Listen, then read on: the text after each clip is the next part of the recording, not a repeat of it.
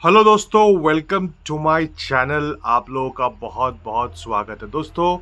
आज बहुत टाइम के बाद मैं एक ऐसा वीडियो बना रहा हूँ जिसमें मैं अपनी जो प्रेडिक्शंस है वो टोटली जब गलत हो जाए तो मैं उसके लिए आज वीडियो बना रहा हूँ। दोस्तों, मैं इस वीडियो की शुरुआत करना चाहता हूँ कि जो भी मैंने प्रेडिक्शन की थी या एनालिसिस की थी, एनालिसिस तो नहीं मगर जो प्रेडिक्शन की थी एनिमल के लिए या सैम बहादुर के लिए, तो वो कंप्लीटली फेल हो गई है और उसकी पूरी की पूरी रिस्पॉन्सिबिलिटी मैं लेता हूँ।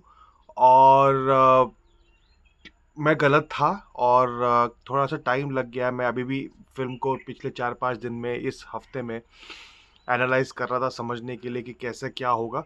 मगर इवेंचुअली मुझे लगा कि मेरी जो प्रोडिक्शन थी गलत थी, तो मैंने ठीक ठाक वेट करने के बाद सोचा कि मैं एक बार एक वीडियो बना के इसको समझने की कोशिश करते हैं। तो दोस्तों, सबसे पहले हम शुरू करते हैं एनिमल से। और दोस्तों, इस फिल्म में मेरी प्रोडिक्शन गलत हो गई, इसका सबसे बड़ा जो कारण मुझे लगता है वो ये है कि जब कोई फिल्म एक्सेप्शनली, समझिए फिर से, एक्सेप्शनली अच्छी होती है तो उसमें कोई एनालिसिस आप नहीं कर सकते। एनिमल, मैंने ये फिल्म देखी और टेक मतलब मेरी लाइफ की one of the best films में से मैं एनिमल की गिनती रखूँगा। और सबसे प्यारी बात एनिमल की ये थी कि आपको पता होगा कि वर्ल्ड में एक फ़िल्म डायरेक्टर है जिनका नाम है क्वेंटिन टैरेंटिनो।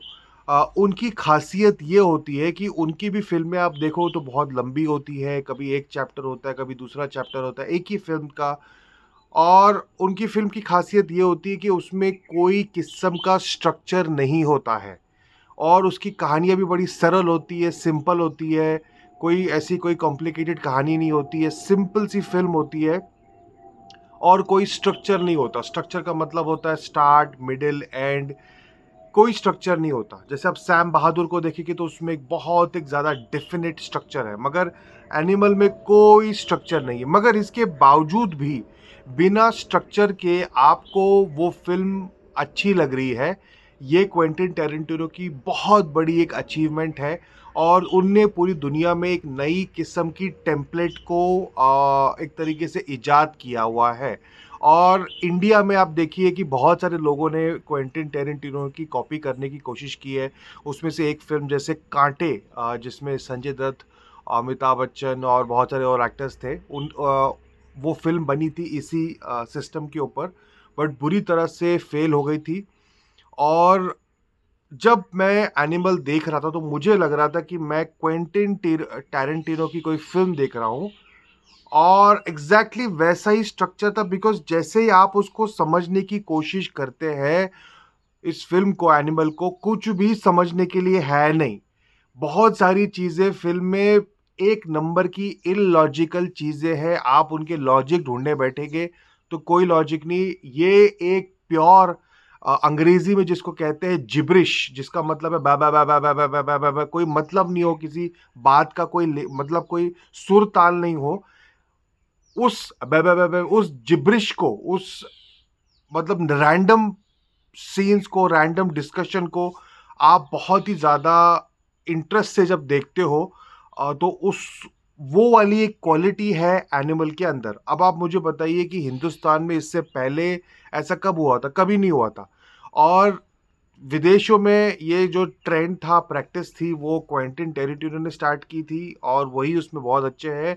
और इंडिया में भी बहुत ही लोगों ने कॉपी करने की कोशिश की, मगर जो ओरिजिनल तरीके से आप इस पद्धति को या इस टेक्निक को यूज करते हो, वो सक्सेसफुल सिर्फ एनिमल में ही हुई है। ठीक है, मैं कहीं से भी इस फिल्म का क्रिटिसिज्म कहीं पर भी करना पसंद नहीं करूंगा, बिकॉज जो फिल्म बोलती ही नहीं है कि मैं लॉजिक लॉजिक के लेवल पे खेल रही हो तो उसको एनालाइज क्या करना, उसका कोई एनालिसिस बनता ही नहीं है। एब्सोल्युटली ये एक ऐसी फिल्म है जैसे फॉर एग्जांपल दो तीन दोस्त मिल जाए और एक दिन डिसाइड करें कि यार हमें एक हॉलिडे ट्रिप पे जाना है। तो जो जो ट्रिप्स आप देखना लाइफ में अनप्लान्ड होती है अनप्लैन्ड होती है, उन ट्रिप्स का एक अलग ही चार्म होता है और आप उन ट्रिप्स पे नोटिस करिए कि आप कुछ डिस्कवर करते हैं। आप कुछ सीखते हैं, डिस्कवर करते हैं, मगर आपको कभी समझ में नहीं आता कि यार इस ट्रिप पे मैं क्या कर रहा हूँ, कहाँ से आ गया। एनिमल भी एक ऐसी फिल्म है जो आप रैंडमली आप एक ट्रिप पे चले गए हो, आपको पता ही नहीं कि आप इस ट्रिप पे क्यों आए, इस ट्रिप का मतलब क्या है, किसने ऑर्गेनाइज किए, मगर आपको अच्छी लग रही है। इंडिया में बहुत सारे फालतू के क्रिटिक्स होते हैं, जो अगर क्वेंटिन टेरेंटिनो जैसा बंदा है, आप उसकी फ़िल्में देखिए, उसमें कितना एक्शन होता है, कितना वॉयलेंस होता है, कितना खून-खराबा होता है। उसकी फ़िल्मों को ये जो इंडिया के जो क्रिटिक्स हैं, वो चाटेंगे, ठीक है? लिटरली वो चाटेंगे, बोलेंगे, "अरे! क्या सिनेमा है, क्या बनाया है?" उसका क वॉयलेंस चलता है। मगर अगर इंडिया में कोई अगर एक क्रिएटिव फ़िल्म बनाएगा और उसमें अगर वॉयलेंस है भी और जो भी है उसके अंदर, तो उसको लेके ये लोग अननेसेसरीली इसको इतना बड़ा बखेड़ा बनाते हैं, क्योंकि ये कभी भी समझ ही नहीं पाते कि अच्छी फ़िल्म क्या होती है, बुरी फ़िल्म क्या होती है, इनको इसकी नॉलेज ही नहीं है। अब इनको जब समझ में नहीं आता, तो ये उसका बहाना बना के उसको ज़बरदस्ती क्रिटिसाइज़ करते हैं। क्रिटिसाइज़ करने से क्या होगा कि आप एक तरीके से अगर आप किसी चीज़ को क्रिटिसाइज़, अभी जैसे मैं ही एनिमल को क्रिटिसाइज़ कर दूँ, तो मुझे इसकी अच्छाई बताने की क्या ज़रूरत है? मैं अच्छाई तो मैं बताऊँगा नहीं, मैं डायरेक्टली बोल दूँगा, अरे बकवास फ़िल्म है, बकवास फ़िल्म है। तो मुझे अच्छाई बताने की जब ज़रूरत पड़ती ही नहीं है या मुझे समझ ही नहीं आती कि अच्छाई क्या है, उससे अच्छा मैं इसको क्रिटिसाइज़ कर देता हूँ। मैं क्रिटिसाइज़ कर देता हूँ और इसको उल्टा-सीधा कुछ भी बोल देता हूँ कि ऐसा है, वैसा है, तो अच्छाई बताने की ज़रूरत नहीं है। मगर ये तो क्रिटिक्स हैं जिन्हें घंटा कुछ आता नहीं है। मगर दोस्तों, मैं आपको बोलना चाहता हूँ कि एनिमल एक बहुत टाइम के बाद, मतलब 2, 3, 4 साल के बाद एक ऐसा एक्सपीरियंस था मेरे लिए कि मुझे समझ ही नहीं आ रहा था कि यार मैं इस ये क्या देख रहा हूँ? मतलब समझ में नहीं आ रहा था कि ये चल क्या रहा है? बट मुझे अच्छा लग रहा था। और आपको पता है कि मैं झूठ नहीं बोलता हूँ। मैं कभी भी झूठ नहीं बोलता हूँ। मुझे जो लगता है सही, मैं उसको सही बोलता हूँ, जो मुझे गलत लगता है मैं गलत बोलता हूँ, मैं फालतू का झूठ नहीं बोलता हूँ। दोस्तों, दूसरी जो इसके जो डायरेक्टर हैं संदीप वेंगा रेड्डी, उनकी जो सबसे प्यारी क्वालिटी है, वो मैं आपको अभी समझाता हूँ। आपको एक बहुत बड़े डायरेक्टर का नाम बताता हूँ, फरहान अख्तर। फरहान अख्तर ने 20 साल पहले एक फ़िल्म बनाई थी, दिल चाहता है, जो मेरी फ़ेवरेट फ़िल्म है और बहुत अच्छी फ़िल्म है। मतलब बचपन की तो इतनी यादें हैं उस फ़िल्म के साथ कि मैं क्या बताऊँ। बट एनीवेज़, मैं आपसे ये कहना चाहता था कि अगर आप दिल चाहता हो को देखेंगे, तो फरहान अख्तर वैसे तो बहुत बड़े नाम हैं, मगर मैं उनको पर्सनली एक वन फ़िल्म वंडर बोलता हूँ। बिकॉज़ आप मुझे बताइए कि फरहान अख्तर ने दिल चाहता के बाद कौन-सा ऐसा बहुत बड़ा काम कर लिया? As a director, as a singer मैं बात नहीं कर रहा हूँ, एज़ अ प्रोड्यूसर मैं बात नहीं कर रहा हूँ, एज़ अ एक्टर मैं बात नहीं कर रहा हूँ। मैं वो बहुत अच्छे एक्टर हैं, बहुत अच्छे प्रोड्यूसर हैं। मैं बोल रहा हूँ एज़ अ डायरेक्टर, अगर आप उनकी देखेंगे उनका जो ग्राफ़ है, उनने दिल चाहता के बाद क्या ऐसा महान किया? कुछ भी नहीं किया, ठीक है? फिर एक और डायरेक्टर थे जैसे जो भेजा फ्राई बनाते थे। मैंने उनके साथ काम भी किया है। उनने एक अच्छी फ़िल्म बनाई भेजा फ्राई, उसके बाद उनका कोई भी ट्रैक ही नहीं था। अब मैं आपको ये क्यों बता रहा हूँ? मैं आपको इसलिए बता रहा हूँ क्योंकि जब भी आपको एक डायरेक्टर मिले, जिसकी पहली फ़िल्म फॉर एग्ज़ाम्पल ये अर्जुन रेड्डी और ये जो भी है दूसरी जो शाहिद के साथ बनाई थी, वो तो बहुत अच्छी फ़िल्म थी। और अगर दोस्तों ये डायरेक्टर अपनी पहली फ़िल्म के बाद दूसरी फ़िल्म बनाए जो और भी अच्छी है, इसका मतलब है कि ये एक जीनियस डायरेक्टर है। अब मैं आपको एक जीनियस डायरेक्टर का एग्ज़ाम्पल देता हूँ, आपको क्रिस्टोफर नोलन पता होगा। क्रिस्टोफर नोलन ने एक के बाद एक के बाद एक के बाद एक के बाद बहुत ज़्यादा अच्छी फ़िल्में बनाई हैं। ये आम तौर में नहीं होता है, ठीक है? अगर मुझे आपको इंडिया में किसी का एग्ज़ाम्पल देना है तो मैं बताऊँगा आपको राम गोपाल वर्मा। अपने वक़्त में, अभी की बात नहीं कर रहा हूँ, मगर अपने वक़्त में रंगीला और बहुत सारी अच्छी-अच्छी Satya, one after the other, वो बहुत अच्छी-अच्छी फ़ियरलेस फ़िल्में बनाते थे। वो एक बहुत ही अच्छे डायरेक्टर थे और वो ये मैं कैसे बोल सकता हूँ, बिकॉज़ किसी एक फ़िल्म पे नहीं टिके थे वो। उनकी एक के बाद एक के बाद एक के बाद एक बहुत अच्छी-अच्छी फ़िल्में आती थी। तो जब किसी भी डायरेक्टर की बैक टू बैक अच्छी फ़िल्में आनी शुरू हो जाए, इसका मतलब है कि दोस्तों कुछ गड़बड़ है, ये आदमी टैलेंटेड है। ठीक है? वही अगर आप फरहान अख्तर को देखेंगे, दिल चाहता के बाद उन्होंने क्या अच्छा काम किया है। डॉन बनाई, ये बहुत ही एवरेज फ़िल्म थी, और उससे पहले लक्ष्य बनाई, वो और भी ज़्यादा एवरेज फ़िल्म थी, ठीक है?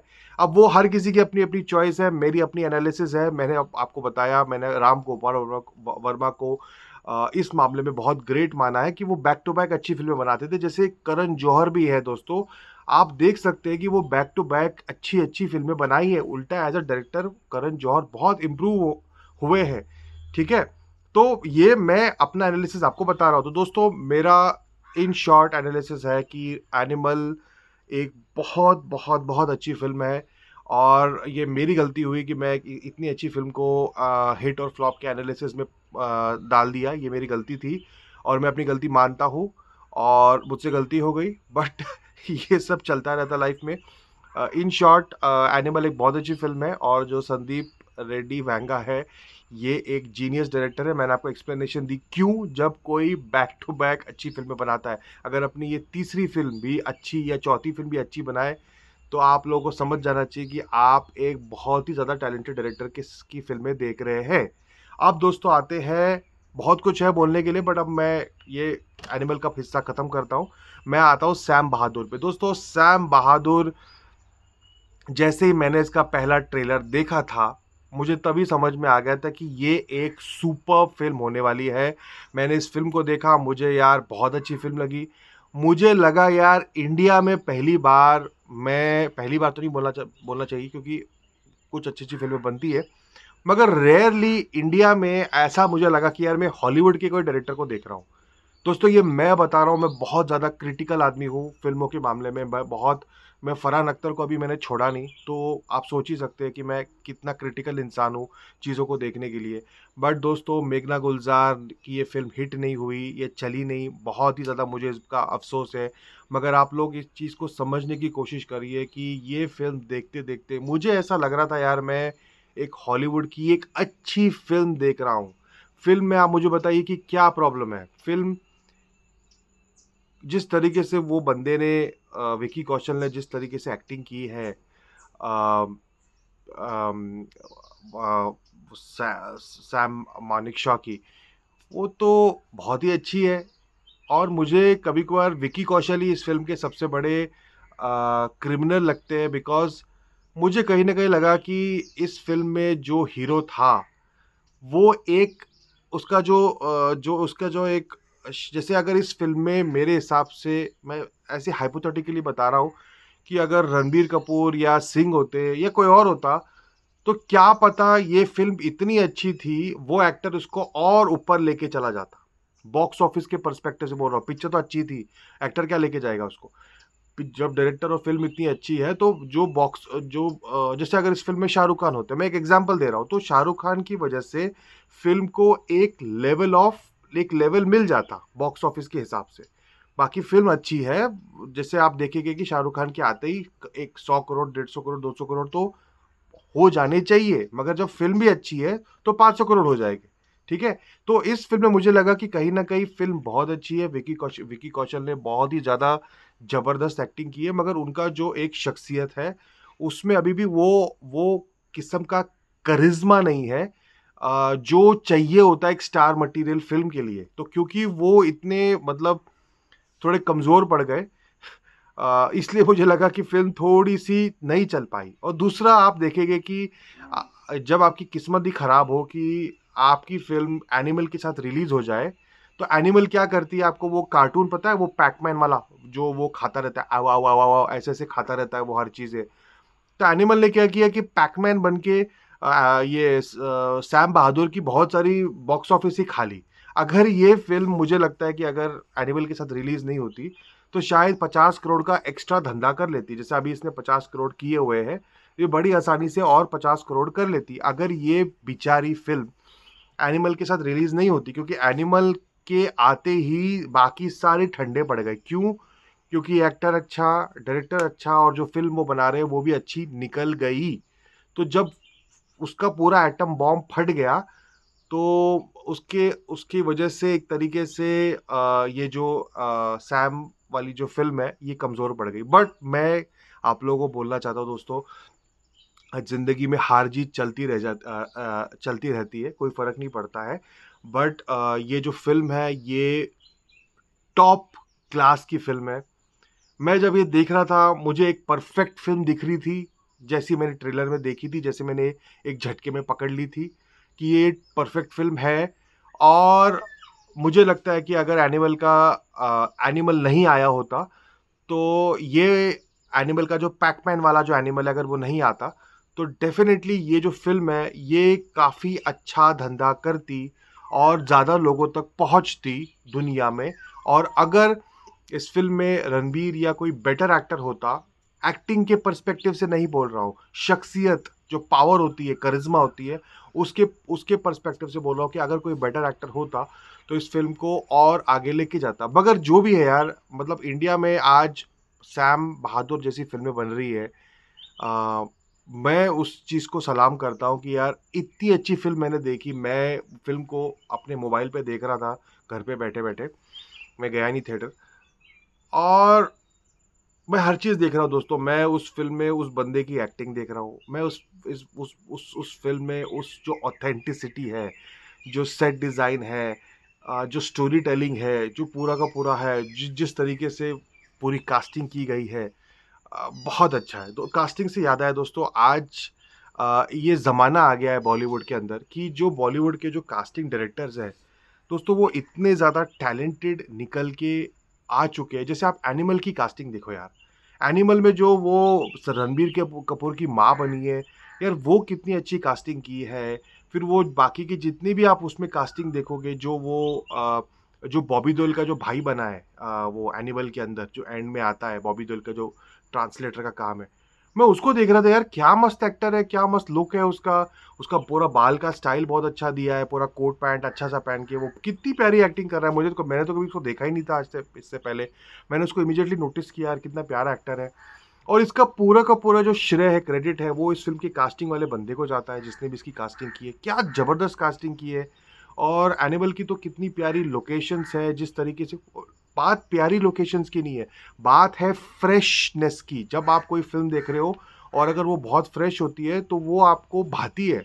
वैसे ही अगर आप इस फ़िल्म को भी देखोगे, सैम वाली फ़िल्म को देखोगे, तो कितनी अच्छी कास्टिंग की है, कितनी अच्छी लोकेशंस है।